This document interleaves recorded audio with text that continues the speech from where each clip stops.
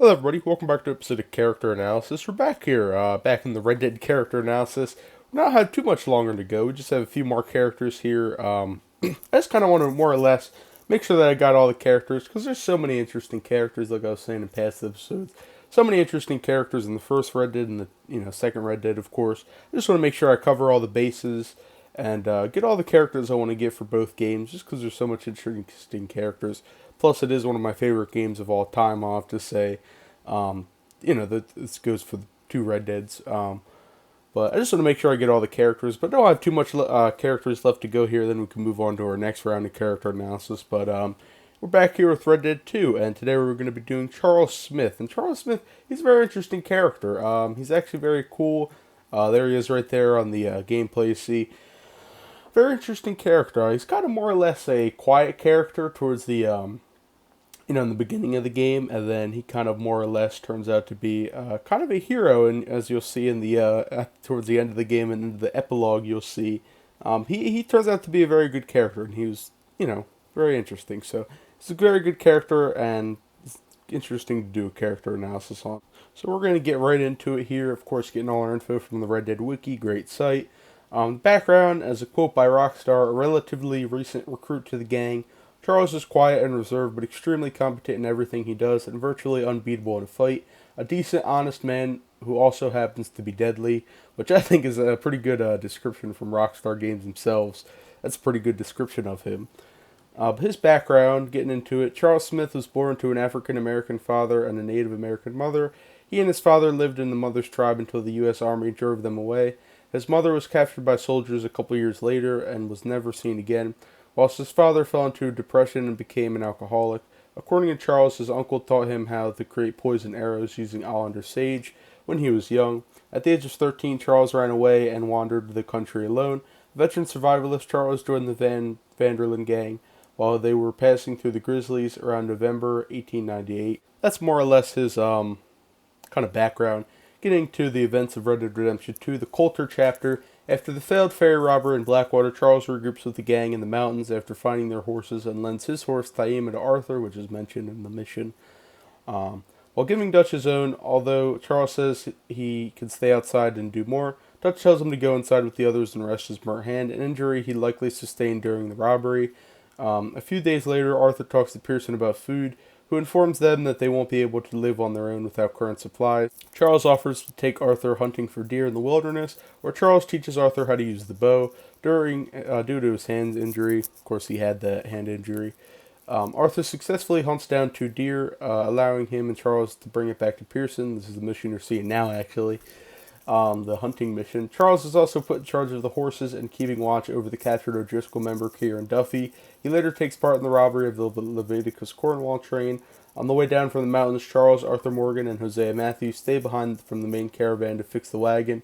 During the repair, Hosea points out the Native Americans atop a nearby cliff and proceeds to tell Arthur and Charles their history. Following up on the discussion, Charles states that he doesn't know if he has a tribe and ran away at the age of 13 when his father became an alcoholic and wandered to the country before eventually falling in with the gang. Moving on to the Horseshoe Overlook chapter, Charles is present in the Valentine Saloon when the fight breaks out. He can be heard cheering Arthur during the fight against Tommy. Later, he is seen with Javier overlooking Blackwater in the hopes of freeing Sean McGuire. Charles proceeds to get a vantage point for where they attack the bounty hunters, while Arthur, Javier, and Josiah Trelawney attack head on. They then rendezvous at the enemy camp and free Sean. Arthur can go bison hunting with Charles, which is kind of an optional mission there. Um, but it's a pretty interesting mission if you actually get to see it. It's, again, an optional mission, but it's pretty interesting. The 2 kill a bison while Charles explains the importance of bison in Native American culture. Before Charles decides that they should investigate a site being circled by vultures nearby, they find a dead, rotting bison. Angering Charles, they follow a trail of rotting bison carcasses and eventually come across 2 poachers without telling Charles why they killed the bison. Charles shoots one of them and encourages Arthur to kill the other. Arthur learns that they were meant to kill the bison and make it look like the Native Americans were the ones killing them. The player is then given the option to either let them go or kill him, the lone hunter. If Arthur lets him go, he'll boost his honor and tell Charles that he could tell other poachers not to try a similar tactic in the future, though they were not actually poaching the animal meat and skin. Charles, along with Sean, John, and Arthur, partake in the train robbery, one of the last things that the gang does at the Horseshoe Overlook chapter. During the operation, he deals with the engineer, allowing the other three to conduct the robbery. After the gang realize they must relocate the events of Valentine, after the whole Cornwall debacle, Dutch sends Arthur and Charles to look for a new spot for camp. They head for Dewberry Creek, which is the thing they heard of. A location suggested by Micah. Upon arrival, they see a body of somebody who got shot and look around for clues. The pair come across a German mother and her children whose father is missing. Reluctantly accompanied by Arthur, Charles searches for him and they eventually find him tied up. After freeing him, the pair are attacked by bandits, and after fending them off, Arthur brings him back to his family while Charles goes back for the gang to divert the caravan to Clements Point, a much better spot for camp than Dewberry Creek. Moving on to the Clements Point chapter, Charles takes part in Uncle's stagecoach robbery of the Cornwall carriage, which turns out badly, forcing the gang members to flee. Uncle Bill, Arthur, and Charles shelter in a barn, hoping not to be seen. They are eventually found after the barn is lit on fire. They flee into the woods. They manage to fend off a final wave of attackers before they can return to camp. Later in this chapter, Charles and Arthur are sent by Dutch to search for Trelawney. This is also a pretty interesting mission in my opinion.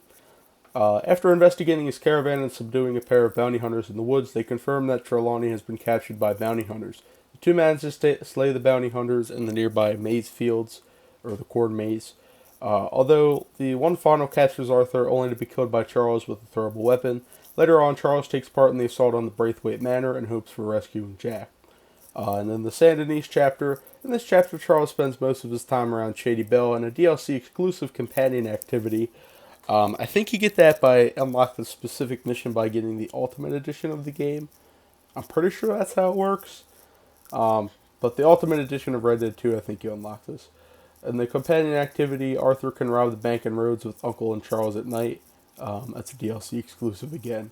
But it's unfortunate because it's a pretty interesting mission I've seen. But later on, Charles, along with most of the gang involved in the robbery of the city's bank, he survives the ensuing gunfight and later distracts some Pinkerton's guard, which allowed Dutch, Bill, Javier, Micah, and Arthur to board a boat to escape the country, eventually going to Guarma. Charles flees Saint Denis by stowing away on a stagecoach and riding back to Shady Belle, where he helps move the gang along with Sadie Adler, which this is the kind of part in the story where Charles really kind of, along with Sadie, of course, really starts to get into his hero phase, which he really starts to help out the gang, and I think is his real turning point for his character and, turning point for the best, I think. So, during the gang's temporary separation, this is during the Guarma chapter, by the way, when 5 of its members land on Guarma, Charles, along with Sadie, is largely responsible for organizing the rest of the gang. He was a key player in keeping the gang together and united after the failed bank robbery's impact on morale, as well as organizing the gang's location to Lakay. He also helped in stealing the bodies of Jose and Lenny from the morgue and burying them in Blue Water Marsh, a nice burial. Which is, again, kind of further proving Charles is helping out. This is really his turning point in the character, as I was saying. And after Lakay is attacked by Pinkertons, Charles and Arthur are sent to scout out Beaver Hollow in preparation for making it the new camp. During the expedition, Charles mentioned that he has been helping out the Wapiti Indians, including Rains Fall and Eagle Flies, while Arthur was away, saying that his current situation is not good. When the pair arrive at Beaver Hollow, they are forced to attack the Murphy brood who are occupying the hollow. The two clear it out and kill the members of the gang. After finding a girl who had been kidnapped by the Murphys, Arthur takes her back to Ansburg, while Charles goes back to the gang to direct them to a new camp at Beaver Hollow.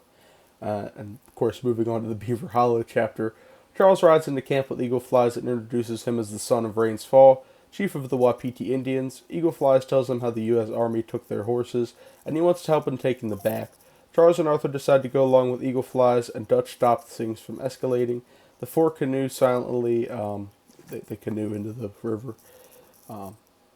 They silently alongside the army boat. Before boarding and knocking out the guards, they bring the horses back on the shore where Eagle Flies and Dutch depart to reservation and bring horses back to the tribe. Charles and Arthur accompany Rains Fall to a truce meeting with Colonel Favors. After the negotiations collapse, Favors arranges for Captain Monroe to be charged for treason, so Arthur and Charles each take a soldier hostage and successfully manage to drag Monroe away from the meeting. They immediately flee on horseback while the army on their tail. After a series of shootouts with the army, Arthur and Charles eventually outrun them and arrive to Emerald Station when they send Monroe onto a train which is headed far away from the area. After Charles learns that Eagle Flies has been captured and awaits execution, he and Arthur go to Fort Wallace to get him back. Charles and Arthur sneak into the fort by scaling the back wall, stealthily killing some of the guards on the way. In order to rescue Eagle Flies, they realize they must cause a distraction. Arthur shoots a lantern to cause a fire, diverting the guards' attention. After they unlock Eagle Flies from his cell, the soldiers attack them, resulting in a gun battle. Due to them being trapped in the fort, Arthur blows up a weak part of the fort's wall with dynamite, allowing the trio to escape. The soldiers pursuing them, the three manage to ride away from the fort and eventually canoe their way to safety. After doing so, Charles takes Eagle Flies back to his father. Charles is present in the camp when Eagle Flies rides in and asks them for help to help him attack the Cornwall refinery at the oil fields. Charles goes along with the gang to help and joins Arthur's group, which rescues Eagle Flies before meeting up with the rest of the gang at the warehouse. After Eagle Flies is mortally wounded, Charles, Arthur, and paid to help bring him back to the reservation. Afterwards, Charles effectively leaves the gang instead of opting to stay with the Wapiti Indians at the reservation to help him flee to Canada in order to escape the U.S. Army. He bids farewell to Arthur, who somberly parts ways with his friend. Charles later returns to Roanoke Ridge after the disbandment of the Vanderlyn gang and buries the bodies of Arthur and Susan. And kind of moving on to the epilogue in the Beecher's Hope chapter, Uncle and John learn in 1907, 8 years later, that Charles is alive and in Saint Denis. They ride to the city and find him participating in a fighting tournament. Charles was shocked to see the pair again and tells him of his activities. He wins the fight, and after agreeing to allow his opponent to win, the Italian gangsters working for Guido Martelli, who Charles made the deal with to lose the fight, decide to enact revenge after being tricked. They follow John and Charles to the docks, where four men confront the pair and get slain to ensue an exchange of fire. John and Charles manage to flee the city before going to lie low in Beecher's Hope. This is actually where it gets interesting. Actually, in the epilogue. At Beecher's Hope, Charles comes to buy wood and tools for a new house at the ranch. He hires two bodyguards to help escort him, but they are attacked by the Skinner brothers. Charles and John kill the Skinners before finding the dead body of one of the hired guns. After depositing the wood back in the ranch, Charles brings his body back to Blackwater for burial. Charles then helps build the house along with John and Uncle, and in celebration for finishing it, they have a drink. John also tells Charles that he has a home there, should he choose to stay. Something Charles appreciates, of course. While hungover, Uncle is kidnapped by the Skinners, so the two set out to find him and stealthily assault the camp. Despite Charles' fears that Uncle may need to be put out of his misery if his injuries are too severe, he discovers that it is not all that bad. To his relief, afterwards, Charles says that the Skinner brothers have been weakened and that they are unlikely to trouble them again. Sadie comes by the ranch and tells Charles and John that she has found out how to get to Micah. After John agrees to accompany them, the trio ride to Strawberry. On the way, Charles reveals that he wants to settle in Canada and start a family of his own there. They eventually arrive at Strawberry, where they soon find Cleet. After threatening Cleet with hanging, they reveal that Micah is at Mount Hagen with the gang, and they set out for the mountain. After finally reaching Mount Hagen, Charles is immediately shot in the right shoulder by a sniper. Due to his gunshot wound, he is forced to rest the cover behind the rock while Sadie and John ascend the mountain. When Sadie is later stabbed during an altercation with one of Micah's men, Charles shoots and kills her attacker, thus saving her from being killed. With Charles and Sadie both having sustained injury, they stay behind while John continues. After returning to the ranch, Charles attends John and Abigail's wedding, where he happily celebrates with his friends. Once he recovers from his injury, Charles later gives his farewells to the Marston family, Uncle and Sadie, as he leaves the ranch. Though he expressed interest in moving to Canada to live and raise a family, his fate is of course left unknown.